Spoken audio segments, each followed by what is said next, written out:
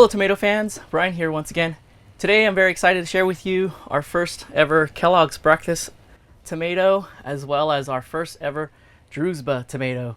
This is a very beautiful and big orange tomato. I'm very excited to try it. It's a very popular tomato, and this one is over a pound. I think it's 1¼ pound. I know they get a little bit bigger than that. It's been really fun growing this one. This is Druzba tomato is your very stereotypical tomato. As far as how I came about this variety, it is part of a seed library that was gifted to me when I departed my last job and career and transitioned over to stay-at-home dad. So very excited about this one.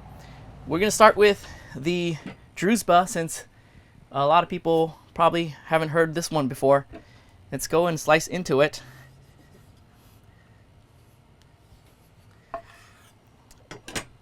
So in there, it's a very nice looking tomato. The colors is not as dark, and it's give it a taste test.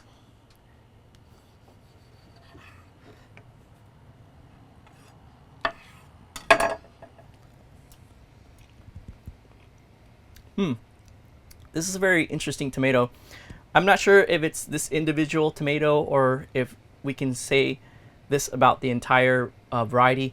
It's a little bit on the acidic side. I'm not entirely sure.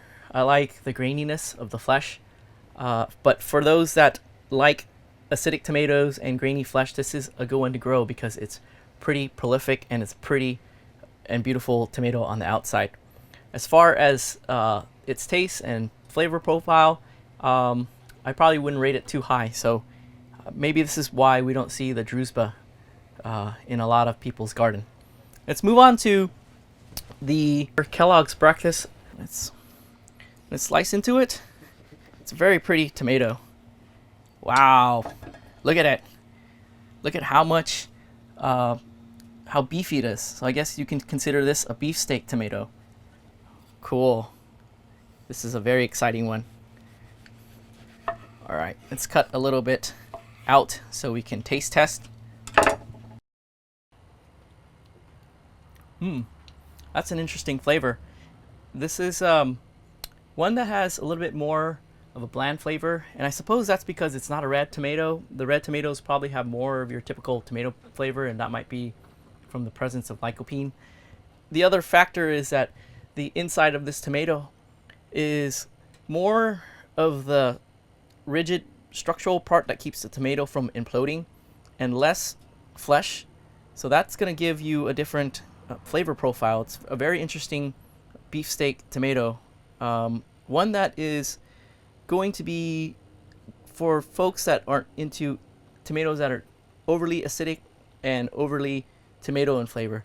It's definitely one that you can add to burgers and eat fresh like this and enjoy on a warm summer day.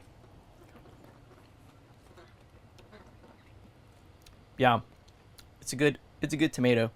One that definitely builds on you as you taste more. So that's been our taste test of the Kellogg's breakfast and the Druzba tomato.